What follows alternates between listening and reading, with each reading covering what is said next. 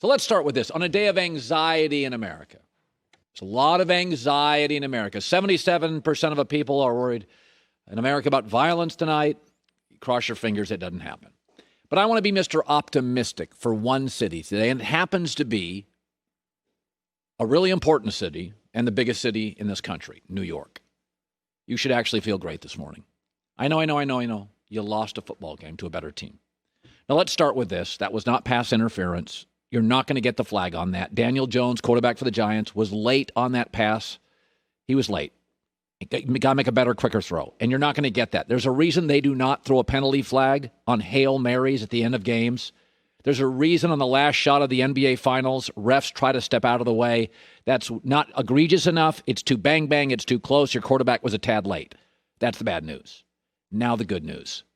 That was the best loss for the New York Giants in years. You're getting better every week. It looks like you have a coach who the players like and respond to. And Daniel Jones makes too many mistakes. But I'm about 80% sure you got a quarterback good enough to eventually win this division. This is a great loss. What you really are, you're the Miami Dolphins of last year. They started the year 0-7. Joy and I kept saying, they're a really good 0-7. They got crushed by Baltimore week 1. Every week it got better. You watch the Dolphins this year? Pretty good. They got the right coach. Cross your fingers on the quarterback. The Giants are well coached. The Giants play hard every week. The last 4 weeks, they have lost by 8-3, 1-2.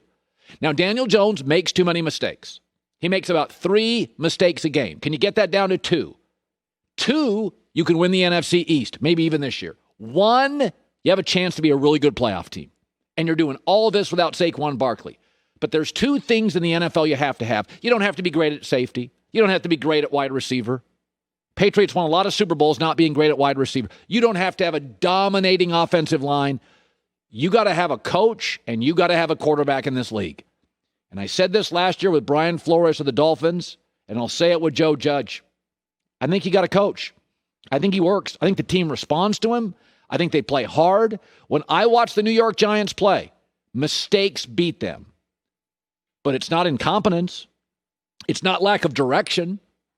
It's not that you got the players are all going in different. I get the same effort from that team every week. I think they could have won 3 of their last 4 games. They don't have Saquon Barkley. He's their playmaker. They got to go get another playmaker or 2 on the outside. They got to get Saquon Barkley back. I think they could have one more great corner. But I would feel great this morning. Tampa Bay beat you. Tampa Bay should beat you. They got a better quarterback. They have a better roster. They're adding AB.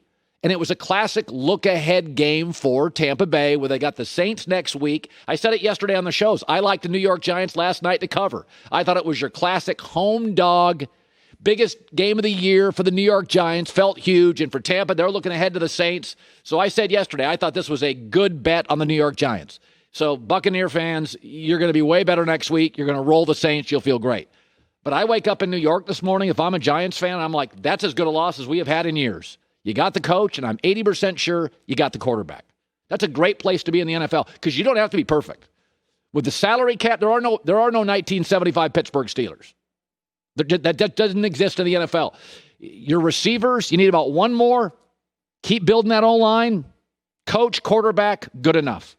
I'd feel great this morning. And I believe when they're focused, Tampa Bay is the first or second best team in the NFL. So you lost late to what I believe is a Super Bowl team and the best team in the NFC. Good morning in New York, despite the loss. Optimism on an anxiety-ridden day. All right, now let's shift gears. Just because your career can end in one city doesn't mean your career is over. I've worked in the media for a long time. Just because you leave one place and infuriate a boss or it doesn't quite work doesn't mean your career's over. People reinvent themselves and pivot all the time. Jimmy Garoppolo is hurt again. He's going to miss multiple weeks, and I'm just going to say it now. It's over for Jimmy Garoppolo in San Francisco. There are 3 things as a quarterback that will end your career for one team. You're inconsistent. Garoppolo is. The coach has lost faith in you. The coach has. And you can't stay healthy. He's done in San Francisco. Everybody's done before they know they're done. Doesn't mean he's done in the NFL. I think New England is going to make a run at him. But Kyle Shanahan is in a division with Russell Wilson, who is never injured, with Kyler Murray, who you can never get a big hit on, and Jared Goff, say what you want, he's never hurt, and Garoppolo cannot stay healthy. He got hurt in New England. He got hurt his first year in San Francisco as a full-time starter, and he's hurt now. It's over. Kyle Shanahan would be idiotic to run this back. It doesn't mean his career's over. By the way, you know who I think they're going to go after? Two people. Matt Ryan, probably too expensive, or Sam Darnold. I think Sam Darnold for the Colts, for Washington, and specifically San Francisco. I know they liked Darnold. I know they liked him in the draft. I know they like him. I know the Colts like him. I think Washington likes him. It doesn't mean Jimmy Garoppolo's career is over. But when you're in a city and you're inconsistent and the coach loses faith, and you can't argue either of those, and now you're hurt all the time. And again, you have to consider the environment with this stuff. Russell Wilson never gets hit. Kyler Murray rarely gets hit. Goff gets hit all week, never gets hurt. You can't, nothing against Nick Mullins, but I can't be going to a backup quarterback every third game. So this is done. And the other thing is, I think Kyle Shanahan lost faith in Garoppolo at the end of last year. And it's one of these like, okay, got us to the Super Bowl. What do we do? But in a weird way, you got to break. Now, when you move off him, it's not a big cap hit. It's not a huge cap hit. And let's be honest, you could tell Kyle lost faith in him. This gives you the out. Nobody's going to argue now when you're like, oh, it's just injuries. And Shanahan's going to have the media in the Bay Area on his side. You're like, Russell Wilson, Kyler Murray, Jared Goff. That's the division. You got to be healthy. My guy can't stay healthy. And we have a trend. You know, like I've said before, you burn me once, shame on you. You burn me twice, shame on me. I mean, Kyle Shanahan's the best young football coach, in my opinion, in America.